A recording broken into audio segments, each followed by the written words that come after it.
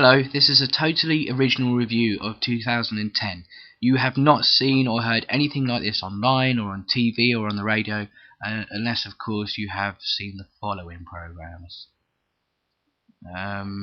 Anyway, 2010 was the year of the smug cunt, from David Cameron and George O to Julian Assange and Simon Cowell and Louis Walsh and James Corden.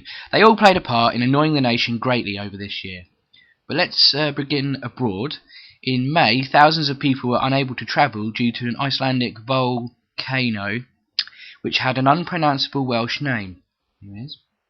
In France, the burqa was banned. Apparently it's a safety measure to reduce the amount of veiled terrorist threats.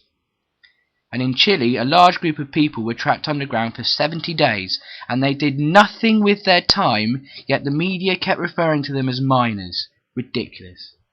Back in Britain, GMTV was replaced by Daybreak, which has struggled to draw an audience despite one of the presenters being fairly alluring. Maybe Christine Blankley could try to attract more male viewers using the tits and teeth method, but with less teeth and more tits, obviously.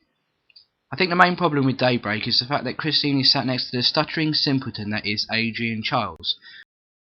Watching those two each morning is like watching a fit au pair looking after a Down syndrome child in front of the nation.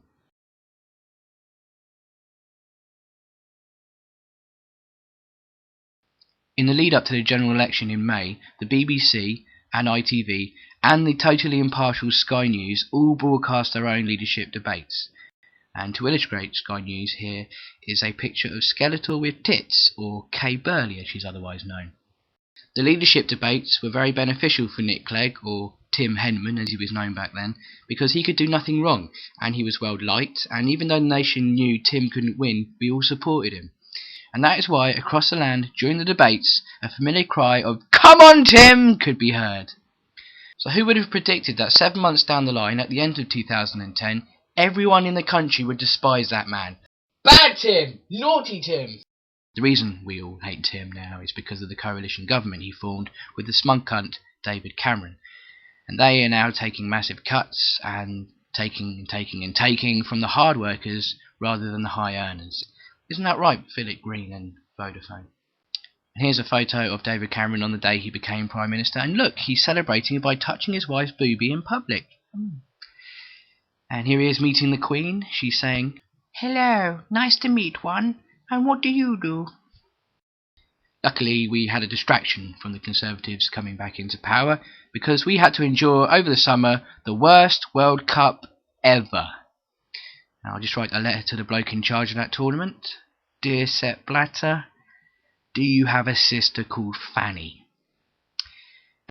The only thing that was interesting about the World Cup was actually a story I read in my local paper about a transvestite and her, well, his mate. One of them looks like Fabio Capello and the other one looks like Stuart Pearce. I still would though. In July it was announced that due to cutbacks at the BBC, a new show called Friday Night with Paul Ross would be broadcast. Broken Britain. In 2010, the Labour leadership contest almost gripped the nation. Ed Miliband beat his brother David Miliband by 1.3%, and I hear that Ed's willy is also 1.3% bigger than David's, so in your face, David! Although not literally, because that would be weird. In October, Norman Wisdom passed away, so rest in peace, Norman Wisdom. I do hope you stumbled comically into heaven. And spare a thought for Leslie Nielsen, who also passed away this year. In November it snowed again, and while Britain froze, over in Australia they're having an unseasonably hot and sunny winter. And that is yet another example of broken Britain. Why can't we have the same climate as the Australians do? I blame Nick Clegg. Bad Tim! Naughty Tim! Gillian McKeith was in I'm a Celebrity, Get Me Out of Here, but did you know that she was also in Indiana Jones and the Last Crusade? Here is the scene where she drinks from the wrong Holy Grail and dies. In December, will.i.am hoped for a Cher and Cheryl sex sandwich on the X Factor, but Cher ended up ruining that fantasy because she wanted to rap badly halfway through it. And finally, in December, even Charles and Camilla were bored by all the coverage of William and Kate's engagement. So, they decided to drive through a bunch of angry student protesters. This resulted in Camilla getting injured, which made me think, If Camilla Barker Bowles breaks her leg, should she be put down? Yay or nay? Yay or nay?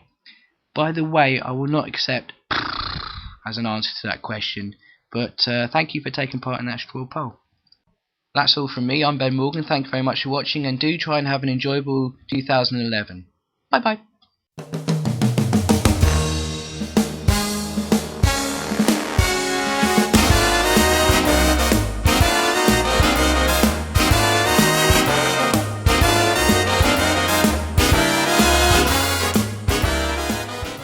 Nice beaver.